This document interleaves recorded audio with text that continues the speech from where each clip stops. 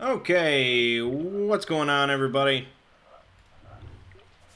My name is Mangg. Welcome back to Hanging with Mangg. I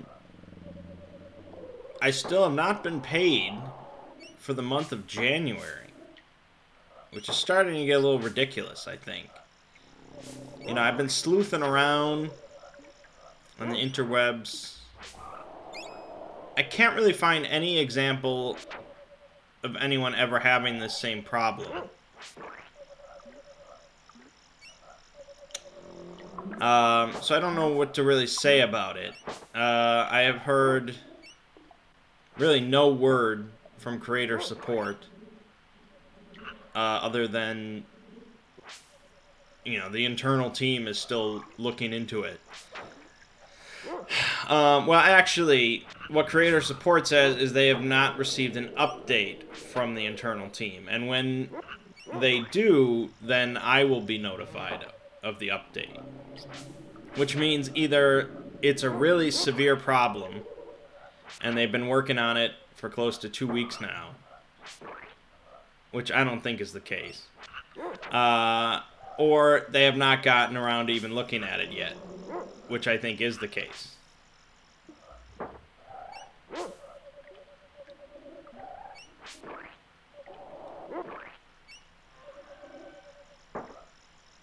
And I feel like whether I have 10,000 subscribers or 3 million subscribers, I feel like it's the same, like, method of getting support. Which, in a way, I suppose is fair.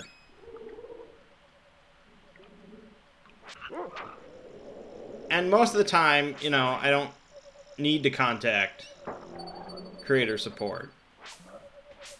But as we've seen, it's really more about, like, who can drum up more social media outrage to get their problems fixed. And really, in this case, you know, someone could be complaining to creator support, trying to get their, like, $120 that they haven't been paid yet. It's like, where's my $100?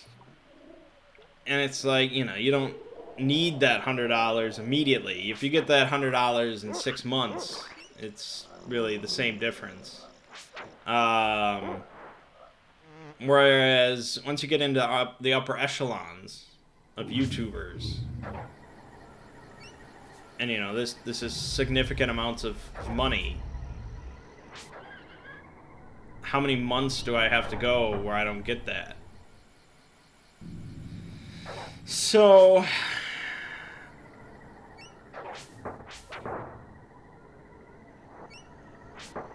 you'd think once you hit certain subscriber milestones, you start getting, like, priority flags on any of your problems, because you want to keep your big YouTubers happy. That doesn't seem to be the case, or at least I have not reached one of those points yet.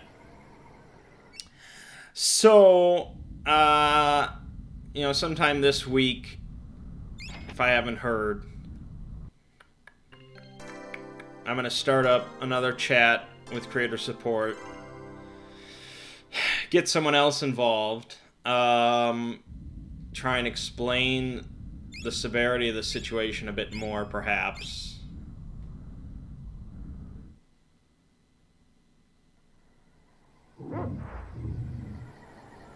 Like, do I have to bribe somebody? Is that what it takes? Like, do I have to bribe the internal team? Like, hey, here's $100. Move this to the top of the list, please. I'll do that. If that's what it takes, I'll do it. And like I said, it's not like I desperately need the money right now. I'm not, like, hard up for bill paying or something like that. It's just, it puts this cloud, this dark cloud over everything that I do.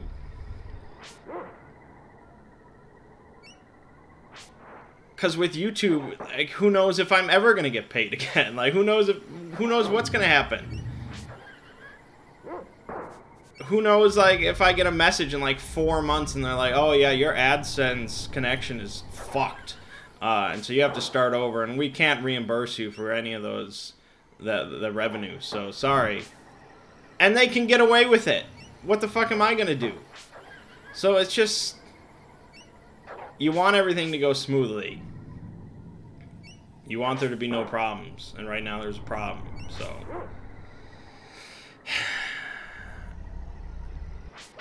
Yeah, it's sketchy, man. It's all sketchy. They have this power that I can do nothing about.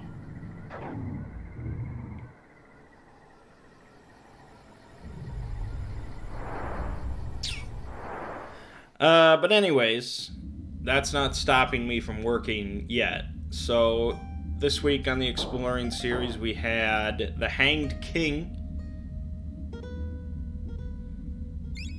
which I thought was a decent video. I had my issues with it, but overall it seemed to be a pretty big hit. A lot of people said that it was great. Some people said it was my best video yet. So that's pretty good. I'm always happy to hear that.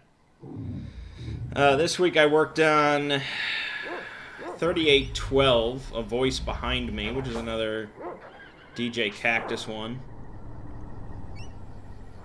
It's another one of those where I'm like, as I'm working along it, I think, alright, this is pretty good, this is pretty good. And then I finish up and I'm like, eh.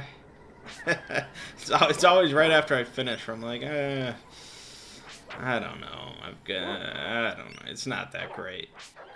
But I don't know. I'm rarely happy when I finish a video. The last one I was happy with was Ananta Shesha, which turned out to be a pretty big hit, so that was good.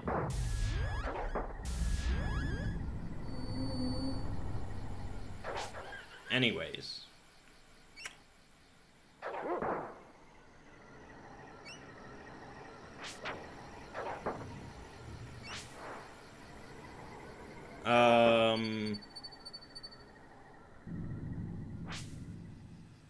I also worked on, finished up a video on the Eldar for Warhammer 40,000.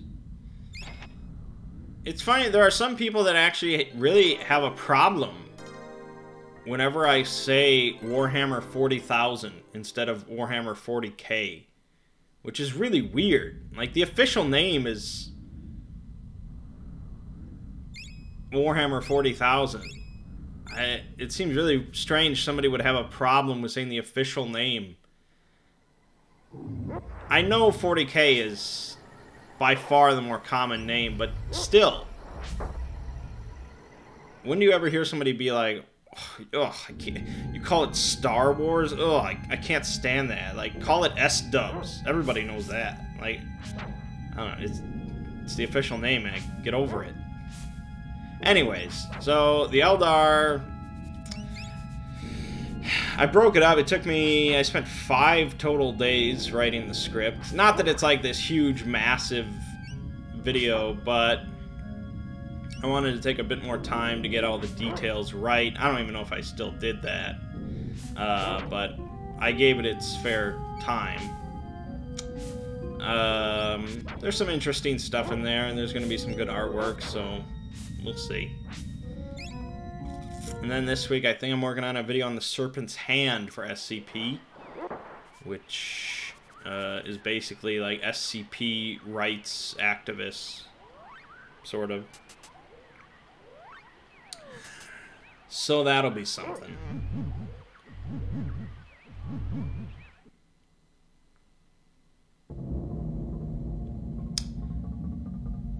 This week on this channel, we had some more Final Fantasy 13, of course. We finished up Orwell, which was pretty interesting. I enjoyed that. And we started up Devil May Cry 5, which I was not planning to play, as you may know, but I saw it was coming out, I saw it was getting good reviews. I needed something to fill the gap, and I figured how bad could it be. So, I don't know if I will finish that game on camera. I am offering no guarantees for that. We're just going to play until Sekiro comes out. And if I'm really enjoying it, then we'll have Sekiro and that. Otherwise, I'll just let it go. We'll see. We'll see. We've only got one part in so far.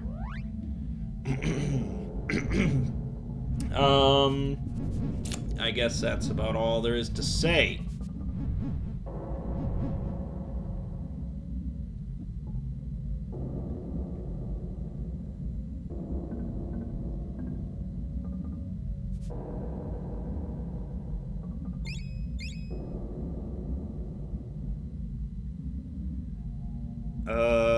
Moving on. Moving on, I guess, to roll manging. Always got roll manging to talk about.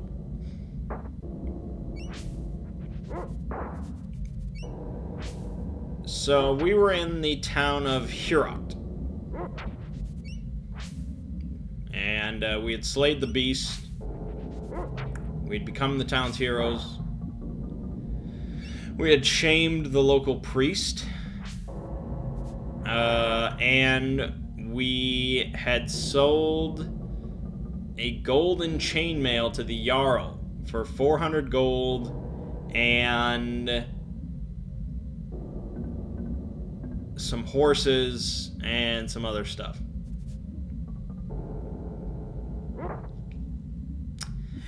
And so the discussion then was, what do we do next? What do we do now that we have abilities now? We are proper adventurers. We have some money. What is our goal?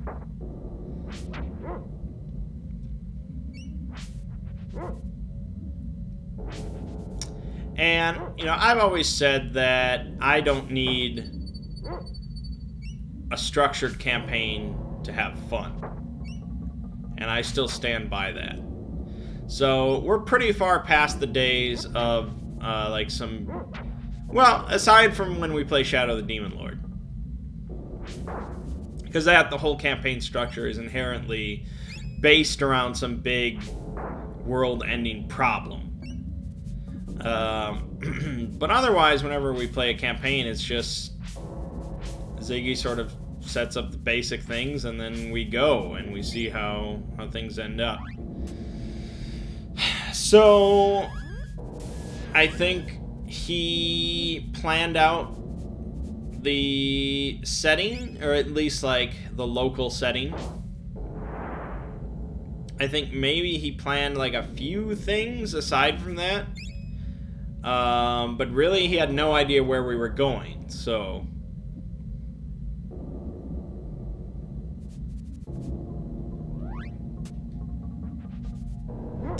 So we began discussing. And of course we want to avoid all danger, because danger is how you die.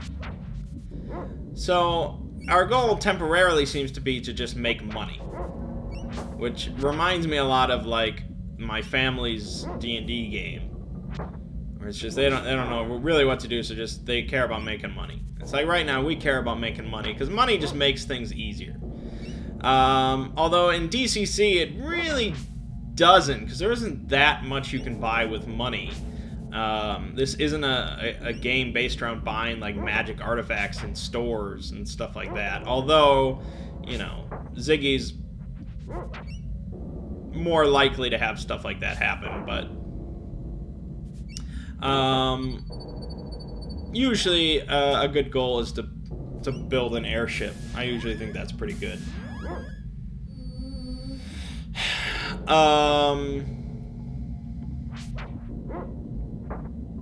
So, okay, money.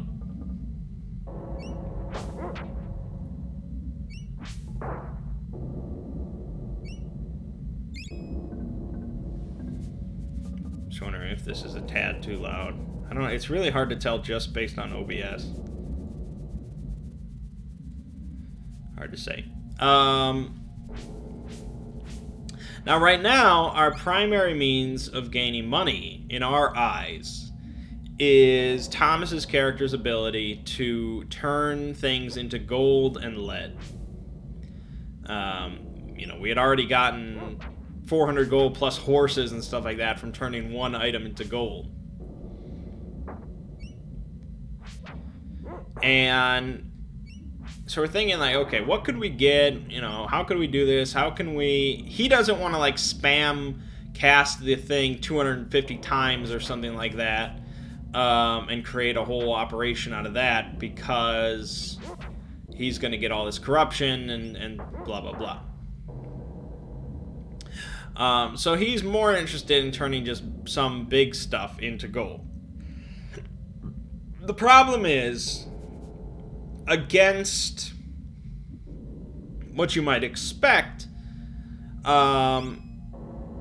have to follow the specifics of the spell, or of the effect, which specifically states that the gold item, the item that becomes gold, is worth either double its original value or 1 gold piece, whichever is more. Meaning that we would need to find an object that is worth more than 5 silver in order to work off of the first effect. But that also means that we can't just take something very big and just turn it into gold and, wow, look at all this gold it's worth. Because it's still based off of the original value, for whatever reason. You know, it sort of defies logic. Ziggy explained it as, like, it might not be solid gold. You know, if you turn a really big thing that isn't worth much into gold through this process, it might just be, like, gold,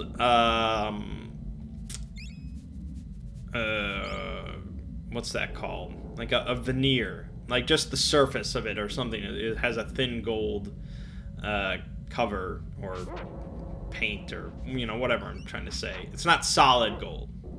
Whatever the reasoning, that's how it's explained. That's how we have to work with it.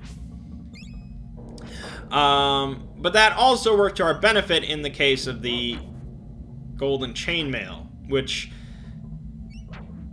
quantitatively was not that much gold, but since it's based on doubling the original value, it worked out to be quite a lot of money.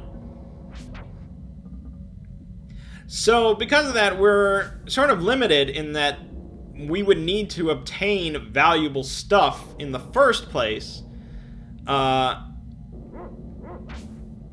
in order to make it even more valuable. So it's sort of like a... You know, when you talk about, like, card games, you have, like, win more cards. You know, where it's like, they're good when you're already winning. This is like, this spell is good when you're already wealthy. You know, you already need to have something that's really valuable.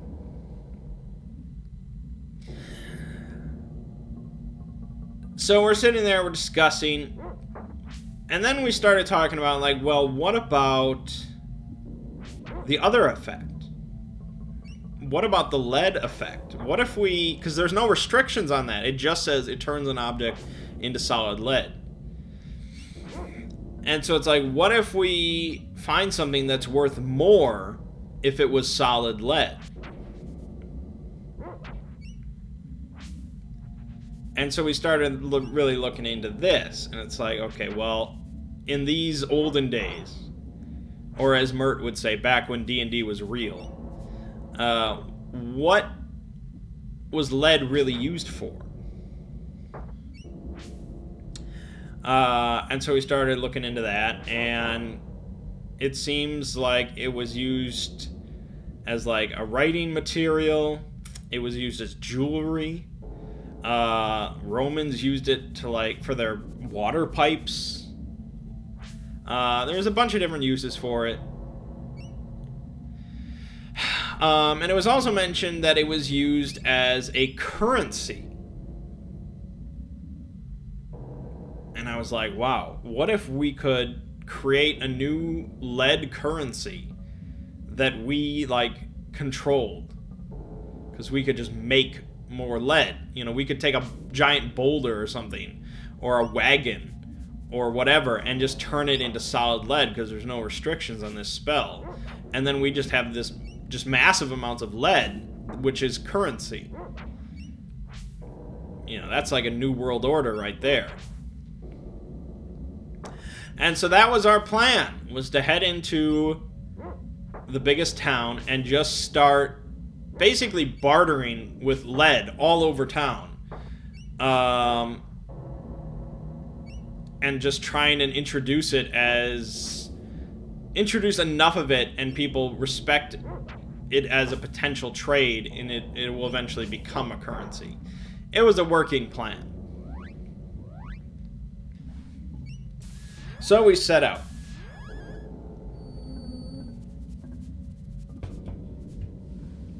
We had a wagon constructed, a pretty big wagon, because there's still a bunch of us involved, all our level 0 characters and stuff. And we set out, I think east. I think the direction was east. Because apparently there was a few towns this way, some big towns.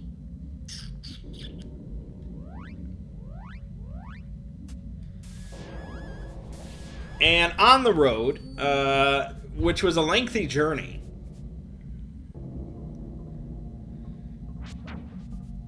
Ziggy had us roll every day luck rolls to see if anything horrible happened to us.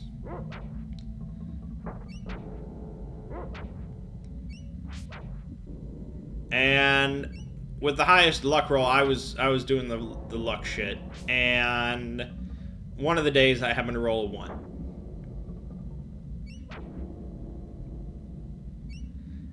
And so we're riding along, and suddenly we are attacked on both sides by a total of 8 centaur wielding bows. Now, Mert was not there for this session, so this he's our main combat guy. You know, he's our dwarf, he's our tank, he's meant to be the front line. So he's missing, he's not there. Which is bad enough.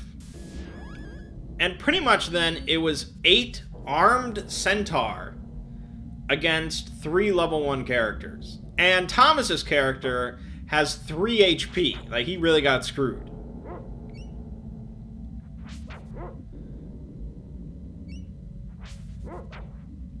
So I'm like, you know, we're fucked. We are absolutely fucked. This is not D&D. Like, this is very different. We can't do this. I happen to roll very high in initiative, so I get to go first, and I'm like, okay, our only chance is if I charm at least half of these centaur, and they just do the fighting for us. And they just kill each other. That's really our best bet. So I spell burned, so I burned a bunch of my attributes temporarily. You know, they slowly recover.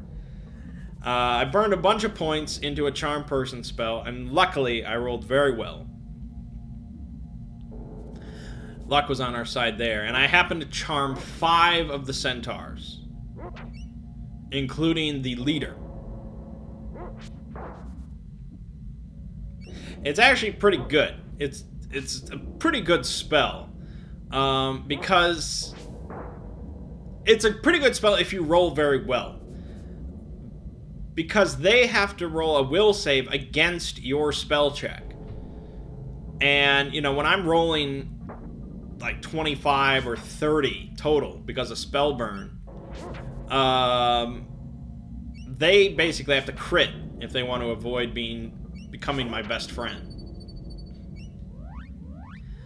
Now, if you're going through a dungeon, you know, you're not going to be spell burning that much, because it's just not practical. You're going to be the shriveled old man halfway through.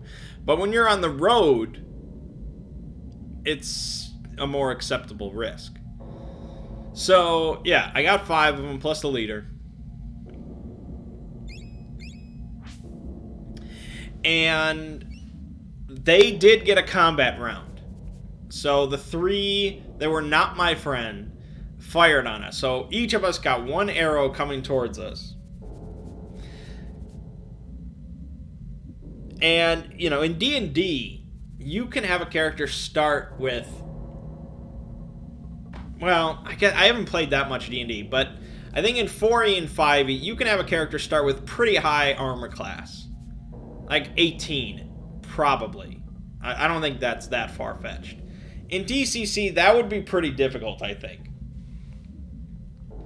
Partly because you start at level 0. So there's just...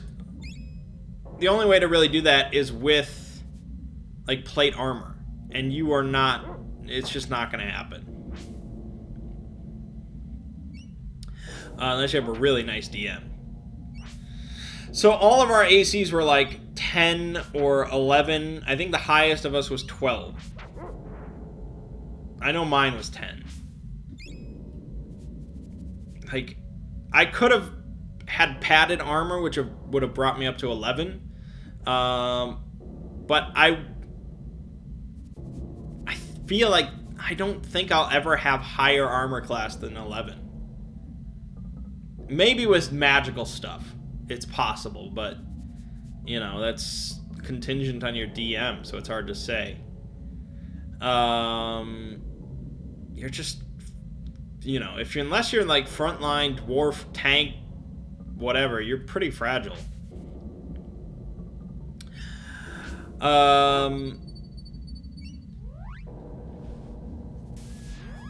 So, 3 arrows coming at us, and of course Ziggy rolls 14 on all 3 arrows, which is pretty impressive. So each one of us gets hit. Phil takes like 7 damage, which is crazy.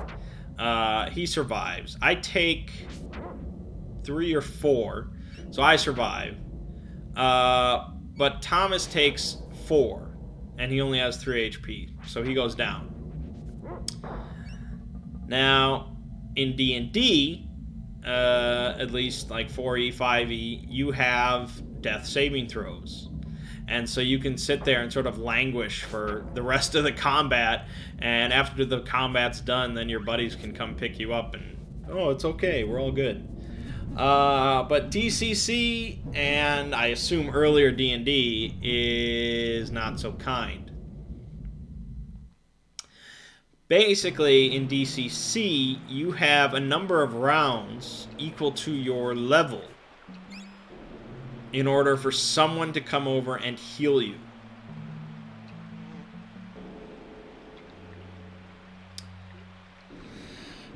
And so for level 1, you have 1 round.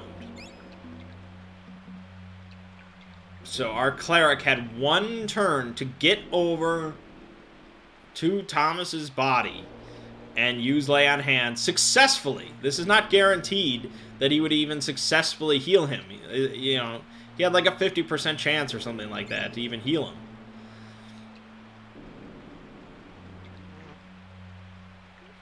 So, Phil's turn comes around, and he's in, like, the back of our wagon, our covered wagon.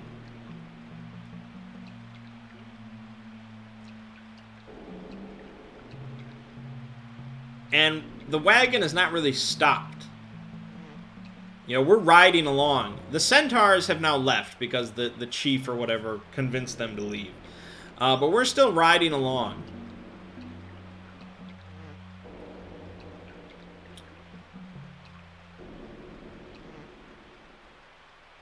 Thomas is in the front seat. He's sort of, you know, driving the thing, or he was.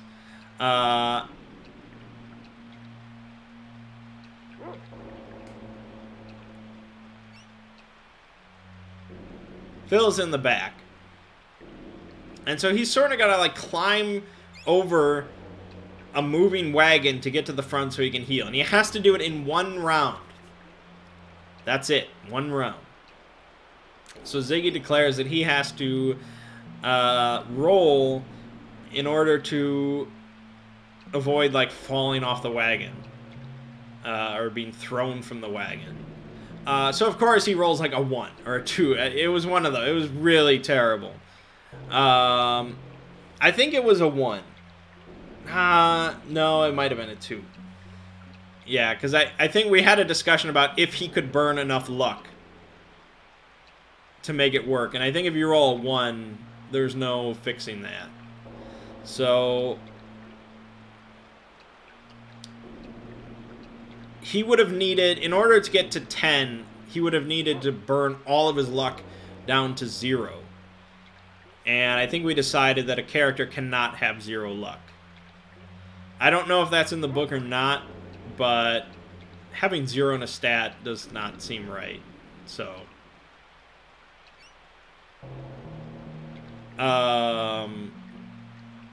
so he couldn't burn his luck to fix it.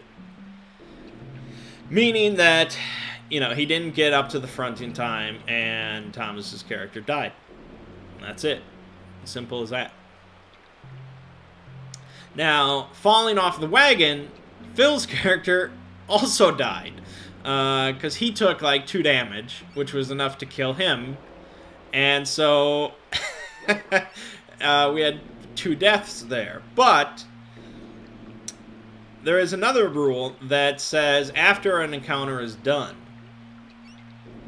you can go over and turn over somebody's dead body, and they get to make a luck save, or a luck roll. And if they succeed on that, then miraculously, somehow, they survived. Now, the book does not specify what number they need to roll on this Lux roll. It just says they need to make a luck roll. And if successful, blah, blah, blah. So I figured it was 10. Ziggy might have said it was 12. I don't know. Basically, Thomas failed and Phil succeeded. Which really pissed me off because, of course, I always prefer if Phil dies.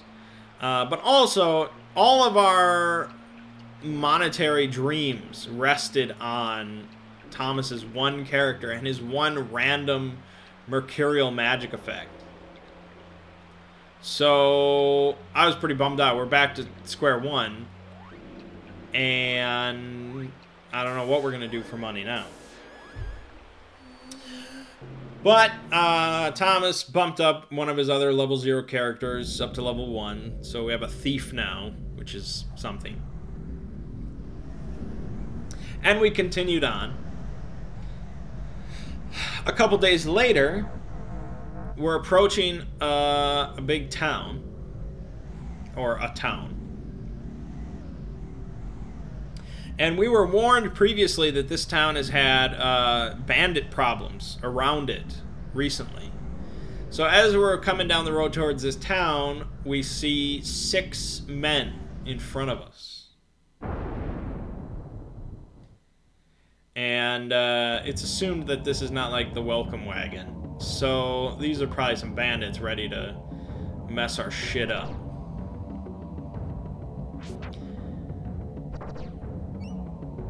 And so it's like, we handled that previous combat as practically perfectly as we could have. Like, that combat with the centaurs could not have ended quicker, almost at all. Like, it would have been almost impossible to finish that combat with no with no attacks from them at all. So it's like, they got 3 attacks on us and killed one of us, almost killed another one. So we are in no shape to fight anything, pretty much ever.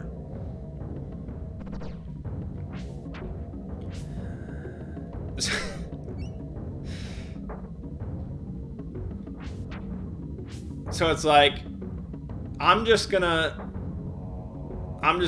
overload and just fuck these guys. Like, just no screwing around.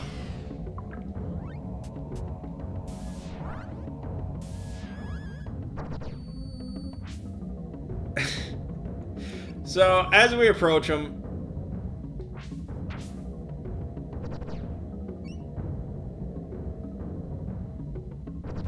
I think I try and charm them. I think I put like 5 spellburn points into a charm spell, and I roll like a 2 or something. Yeah, I think I roll a 2 or a 3 or something. I roll terribly, so they can tell that I just tried to like hex them or something, and they're not happy. So they start charging us. I get another turn. They have not killed any of us yet, so I get another turn. And I'm like, alright, enough fucking around. I burn 12 points total between my strength and my agility. Not fucking around. And I put it all into sleep. So, this is plus 14 to a roll, which is pretty good at level 1. That's what I'd like to see. Plus 14 to a roll. And I could have rolled like a 5, and it still would have been pretty not that great. Like, we still would have had to fight a bunch, and it would have been rough. But I happened to roll a 17. And I was very happy with that.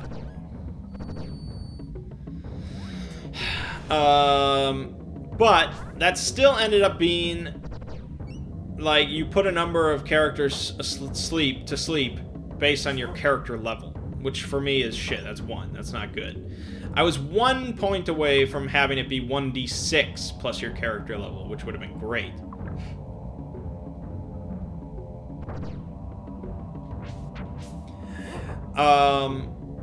So I asked Ziggy if you can burn luck on a spell check, and he said yes. So I burnt 1 point of luck, potentially permanently, who knows. And I rolled the 1d6 and I got 5. So for a total of 6 things put to sleep, which was perfect. And so they all just, I think they all got will saves, but they would have had to either crit or have such an amazing will save that we'd be fucked. So they all fell asleep.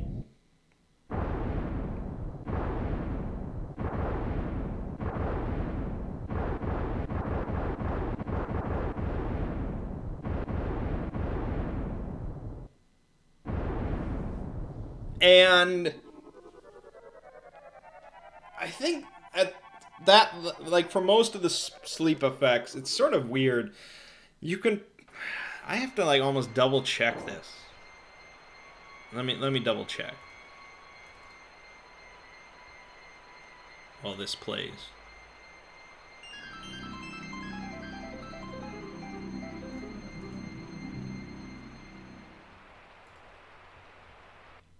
Okay, let me see sleep.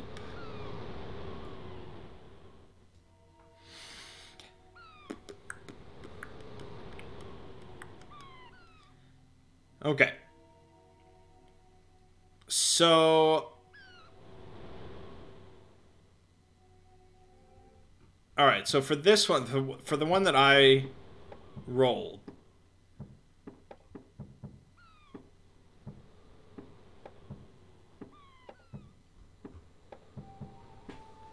actually, this now is different. The PDF that I'm using on my laptop is different than the one I have on my computer. Huh.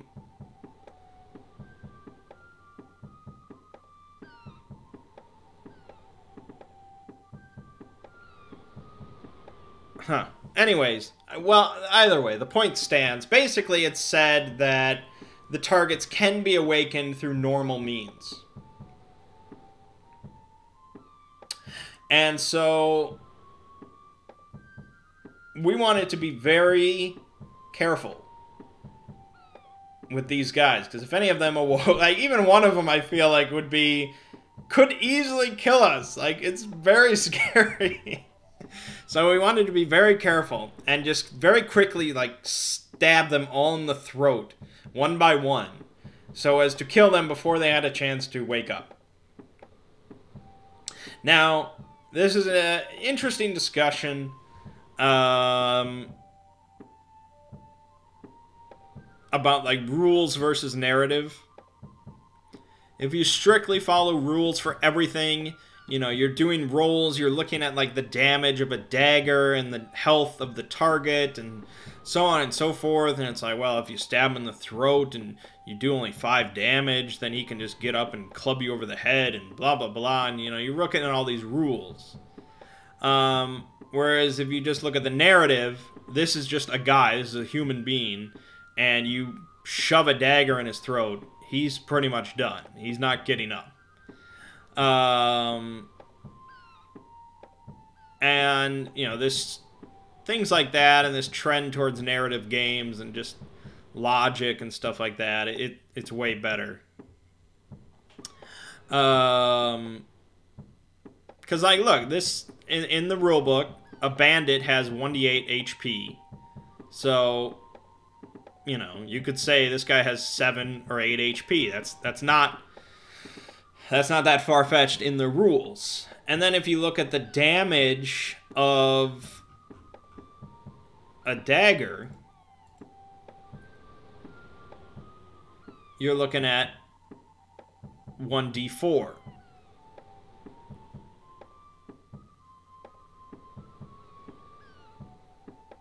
Now, it does say, though, if you have, like, a backstab with the dagger, it can do 1d10. And I don't know if there's rules for coup de grace. Coup de grace or whatever. I don't know if you just get an automatic crit. I don't even know if coup de grace is in the book or not. I have no idea. But it's really just like, these are humans that we're stabbing them in the throat one by one. They're dead. And so we had one of Phil's level 0 characters do it. Because we didn't want it on our conscience. Stabbing sleeping men. And Ziggy was going to have him roll to see if he fucked up doing this job and like kicked one and woke him up. But he crit on the first one, so Ziggy's like, okay, you kill them all. So, there you go. He killed all the bandits. Which was pretty great. You know, I was like this shriveled little old man. I looked like Benjamin Button because I burned so much attribute points. But that single sleep spell just obliterated things. Like, that was amazing. And so that's pretty cool. That's pretty old school D&D. Where balance is not really a thing that's discussed. And powerful wizards can just do incredible things. Now, they do balance things out a little bit by making, you know, giving, like, warriors the mighty deeds or whatever, which is also really cool. But even if we had Mert there, and his mighty deeds with his dwarf and blah, blah, blah, I don't think he would have killed six bandits like that. So, I felt pretty good. I felt like that was pretty badass. I was happy with that. And then, so then I was like, you know, looking at this sleep spell, if I had gotten like a couple more points or like one more point or something like that, and I had gotten the max effect, like the highest effect, it's here. Natural slumber to all things. The caster causes the world around him to slow and sleep. All creatures within 500 yards fall asleep. Creatures of 4 or fewer hit dice receive no save. The affected creatures include birds, insects, and small animals, as well as people. Both friendly and unfriendly creatures are affected. Plants are also affected. The effect is supernatural in aspect and cannot be disturbed. The affected world continues to slumber until a specific interrupt condition occurs, e.g., the new moon rises, or 100 years have passed. That's an example condition you can put on this sleep. Only powerful magic can end the effect sooner. So, yes, with a high roll, you can put everything within 500 yards to sleep for 100 years. That's insane. Creatures of 4 or fewer hit dice receive no save. So, for example, that's...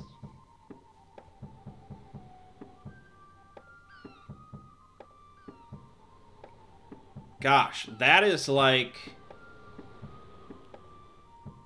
every human enemy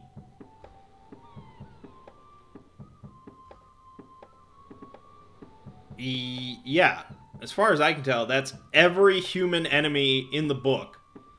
Like, normal human men. They all have fewer than 4 hit dice.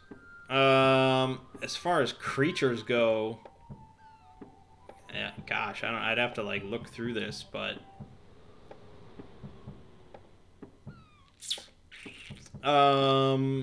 It's certainly... There's certainly a lot of monsters that have more, obviously. But still, they have to then make a will save against, like, a 32 or something like that. Which, you know, a lot of these monsters have, like, a +1 or even, like, a -3 will save.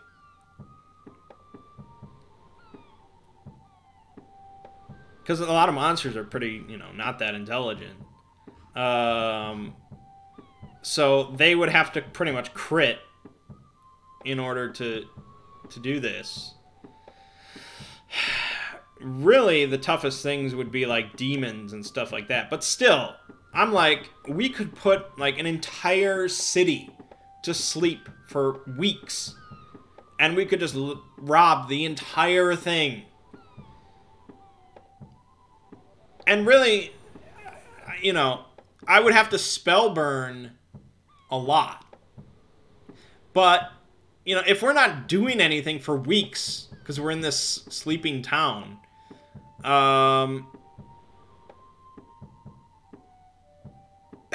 like, who cares? I slowly recover it.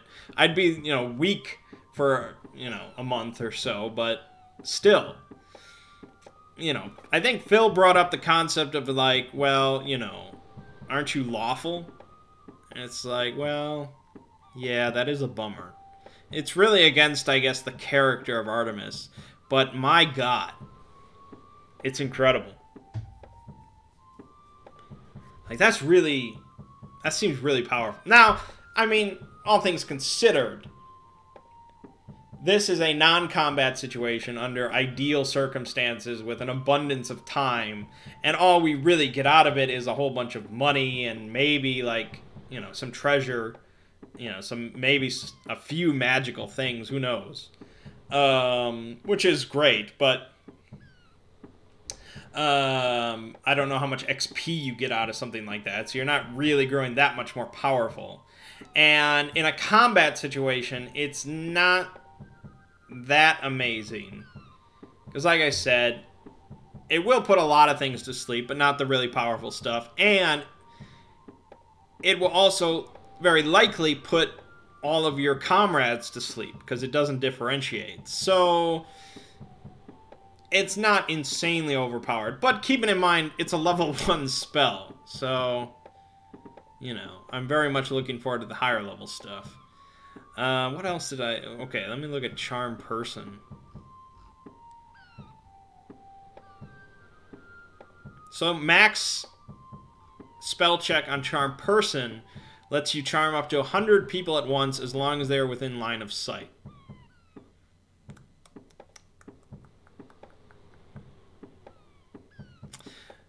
If they fail the save, they fall under my complete control and consider them my close friend. So I think that means they'll do anything. Because the other ones, it's like, they won't do anything that's suicidal or blah, blah, blah. But complete control. So you can have complete control over 100 people, which is pretty good. Depending on what you want to do. And, you know, they get another save in like 2 weeks' time or something like that.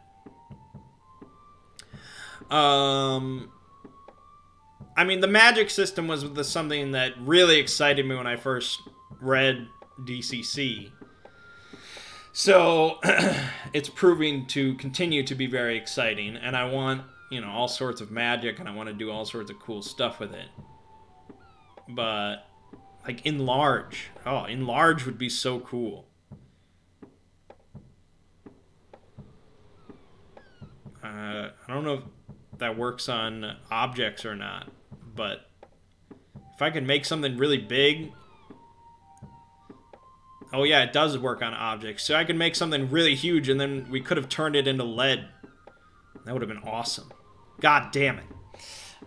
The fact that, like, Thomas, his character was like my moneymaker. He was like my golden goose that I needed to hide away inside the wagon. You know, put all these level zeros, like, around him in, like, a dog pile so that he couldn't get harmed. But no, we put him on the front of the wagon riding it because we were just so cocky that nothing would hurt us. God damn it.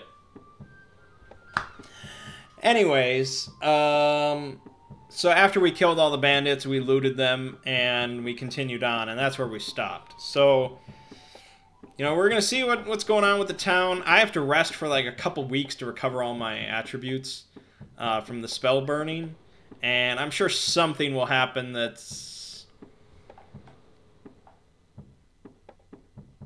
It's really... It's very exciting, because with DCC, it kind of takes me back to when I first started playing D&D. And it was just like this world of opportunities, and it's just like you're just having fun with everything, you know? And you're not concerned about like this big campaign and this whole world and, you know, what are these big stakes and, oh, the evil wizard. I'm having so much fun experimenting with everything.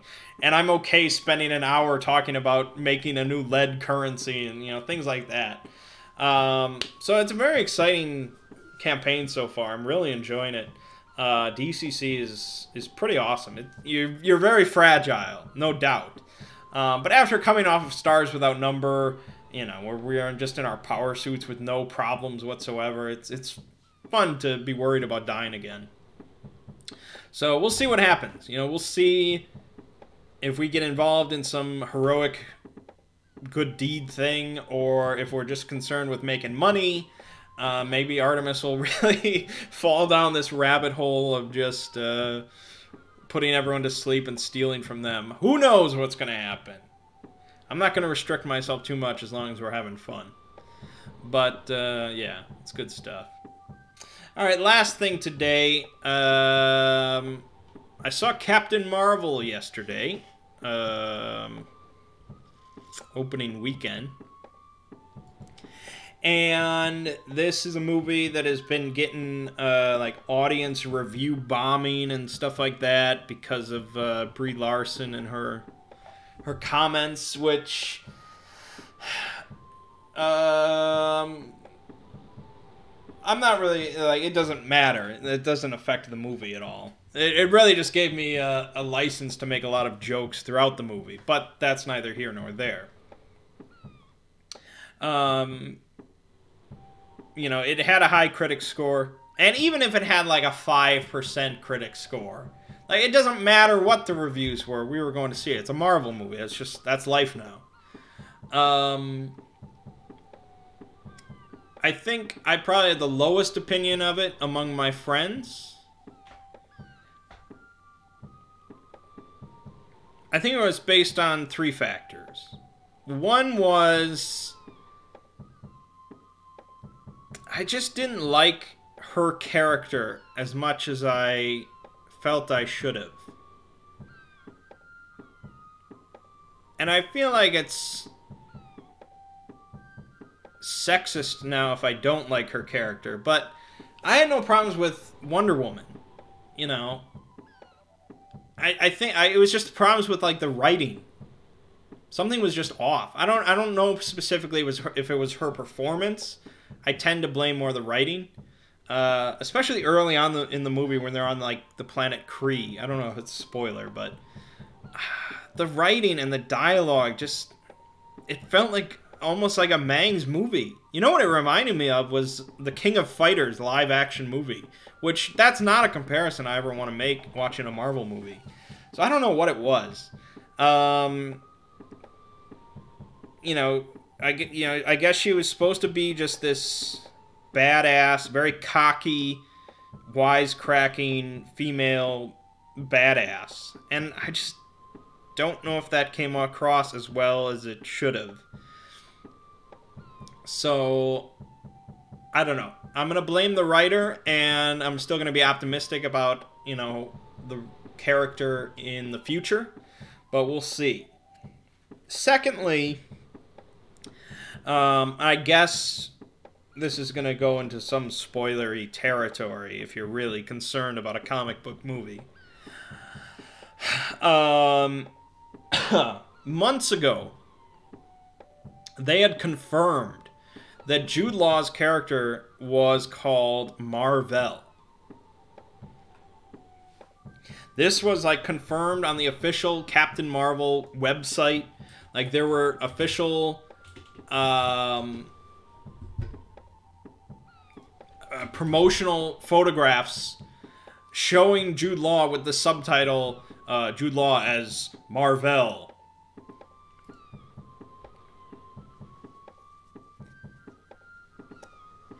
And I was like, okay, that's fine. You know, Captain Mar-Vell was a guy in the comics, if I'm not mistaken, right? So I was like, okay, that's fine. I knew this. I knew this going in. The problem is, that was apparently a fake out or something. I'm not really sure what happened with that, and I guess this was corrected at some point recently or something, but I did not check on this recently. I only remember from months ago, I knew that Jude Law was playing Mar-Vell. In the movie, Jude Law is not Mar-Vell. He's playing another character named Yon-Rogg. But all I could think of was like, wait, you know, Jude Law's playing Mar-Vell. And there is another character in the movie going by the name of Mar-Vell, played by Annette Bening. So it's a woman in the movie. I'm like, okay, you know, there's going to be a twist, right? There's got to be this twist, something with Skrulls or, you know, something's going to happen, and it's revealed that actually Jude Law is Mar-Vell, not Annette Bening. And so I was waiting for the shoe to drop the entire movie, and it never happens. And so that just really threw me off and confused me. I don't know what was going on with that. I don't know why he was ever... I don't... Like, that was just some twist that they wanted to play on people? I don't know. I didn't like the twist. Because it was like a non-twist. It was a bullshit twist. Secondly, or thirdly, I guess, is another confusion thing, and that's more a general concept of the Skrull. And I guess this is really the spoiler thing. My understanding of the Skrull in comics, in Marvel, which is admittedly pretty limited, the Skrull are like universal bad guys. I mean, maybe there's a few comics where Skrull are good. There's some good Skrull. But I was always pretty damn sure that Skrull were just the universal evil shapeshifters that were, you know, just on and off villains all the time.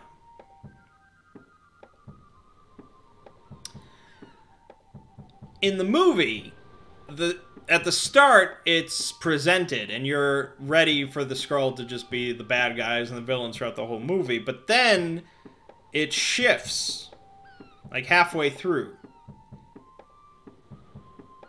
And really, you learn, like, oh, the Skrulls are just innocent, and they've been victimized by the Kree for, centuries, and the Skrull they're really good. They're good guys. They're just good, innocent, fun-loving guys. And so I'm like, okay, that's got to be some Skrull plot or some bullshit. Like, the other shoe's going to drop. Just right when Mar-Vell comes out, when Jude Law comes out as Mar-Vell, it's going to be revealed how evil the Skrulls are. I know it! This, of course, never happens. Disney is changing things, and they're making Skrulls to be much more sympathetic and good guys and stuff like that. And so, again, I'm sitting there the whole movie just waiting for these things to happen for whatever reason. And admittedly, this is my own fault. I should just be going in with a blank slate like everyone else. But I just have these thoughts, and I just have these expectations waiting for things to happen. And so it sort of takes me out of the movie. And none of my friends... I know none of them knew about the Jude Law Mar-Vell thing. And I'm surprised I even knew about that, because usually I don't look into movies like that. But I just remember seeing that months ago. And I know none of them know about Skrulls and shit like that. They don't read comic books and stuff. So they went in with a much more blank slate than I did, with no expectations about plot points and stuff. So yeah, I was just confused and just expectant throughout the whole film. Aside from that, I think a bunch of the comedy just didn't really work for me, and it reminded me a lot of the first Thor movie, which I'm not a big fan of, and just, Thor in the Marvel Universe, his movies really, and the character really turned around and became like some of the best. Thor Ragnarok is amazing, and Thor now as a character in the Marvel Universe, cinematic universe, is awesome. So I certainly have high hopes for Captain Marvel. I think that can really become a sort of a centerpiece of the MCU. But I was not blown away by the movie. But young Samuel L. Jackson, like the work they did with the CG throughout the entire film to make him look as he was in the 90s and stuff, that was really impressive. Like, that really made, like, young Grand Moff Tarkin look like shit. Which, even at the time, people did not have high praise for that. But now it's like, look what, really good CG work can do in that aspect. It's really impressive. It's also kind of terrifying. Because I feel like, rich people, actors and stuff, they're just going to be young forever on screen. You'll never really see the Tom Holland is going to be young Spider-Man until he's 97 and finally just is like, all right, I'm done. Fuck this. So it's pretty wild. It's pretty wild stuff. It worked. I was never like drawn out of the film because like, nah, that's CG. Yeah. So I mean, it's a Marvel movie. If you're in the MCU, if you're involved in all this world, you're going to see it. But I think they could have done better. That's all. Even just avoiding all these concepts of feminism and powerful women and these arguments and white men and blah, blah, blah. It's just, I wasn't blown away by the movie. But I think I might be in the minority on this one. That's okay. Alrighty then. So, check out SCP-3812 tomorrow. Got the Eldar coming later this week. We got more Final Fantasy 13 and Devil May Cry 5. Should be all good. Should be all good. My name is Mangg. This has been Hanging with Mangg. I'll see you fine folks next week.